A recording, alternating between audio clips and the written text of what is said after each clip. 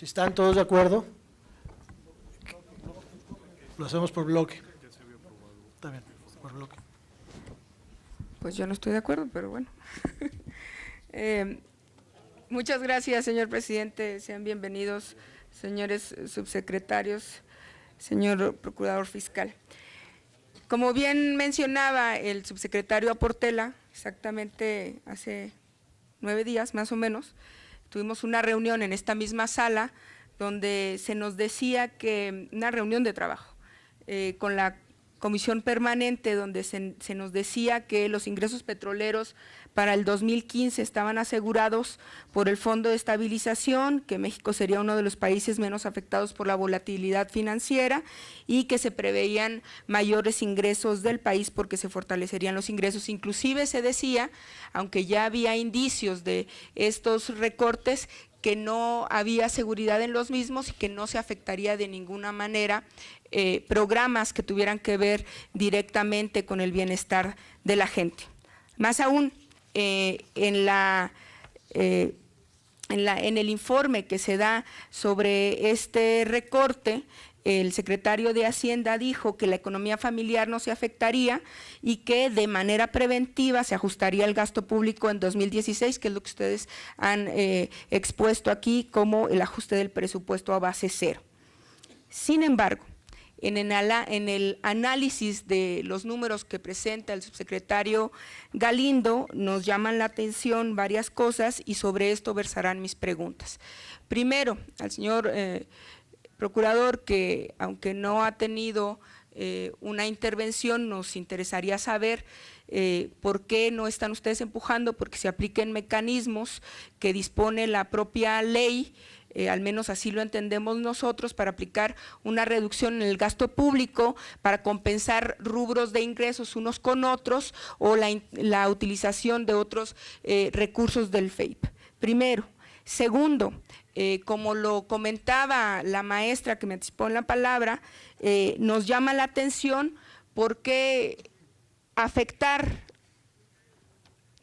programas de Sedesol, programas de Zagarpa, por ejemplo de Sedesol nos informaba el subsecretario Galindo que se afectarán lo que tenga que ver con las zonas, el desarrollo de zonas prioritarias y la pensión para adultos mayores, pero a la hora de hablar de lo que nosotros podemos conocer como gastos suntuarios, es decir, viáticos, pagos de celulares, etcétera, etcétera, se dice que se racionalizará.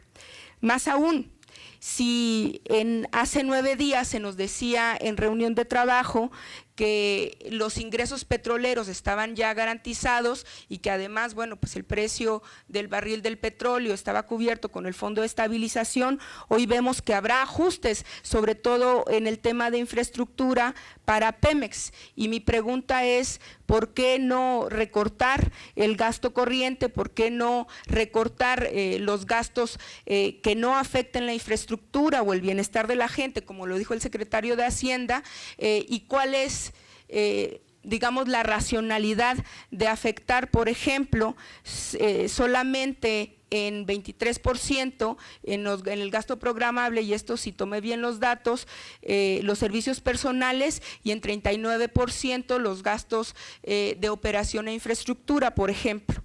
Es decir, la lógica, entendemos nosotros, debería de ser el de afectar el funcionamiento del gasto corriente lo más posible y no el gasto de inversión que desaceleraría necesariamente la economía de este país. Esa es la primera pregunta, ¿cuál es la lógica detrás de esto? Segundo, ¿se prevén subsecuentes recortes que afecten programas sociales? Porque se había dicho que no iban a afectar programas sociales, pero estamos viendo que no solamente se afectarán programas de la Secretaría de Educación, sino también programas de la Secretaría de Desarrollo Social, programas de salud, programas de apoyo al campo. En efecto, no se tocan algunos como el Prospera y algunos otros, porque entendemos que también tiene que ver con los compromisos del propio presidente, pero sí hay afectación en los programas sociales, y eso nos preocupa y nos interesa saber por qué. ¿Cuál es la lógica detrás de esto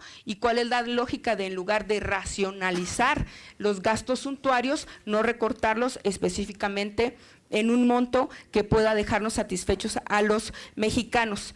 Y por último, algo que no se ha hablado aquí y que me gustaría saber, y he sido insistente en esta pregunta, es si se sigue pensando en comprarle petróleo a los Estados Unidos, dado el anuncio que da el presidente en su visita al presidente Obama, dado todos estos recortes, y estamos pensando en gastar todavía en comprarle petróleo a los Estados Unidos en lugar de apretarnos en el cinturón también en este tipo de gastos. Y por último, a la intervención del subsecretario Portela, si están pensando en utilizar la línea de crédito de la que usted habló, que se tiene con el Fondo Monetario Internacional.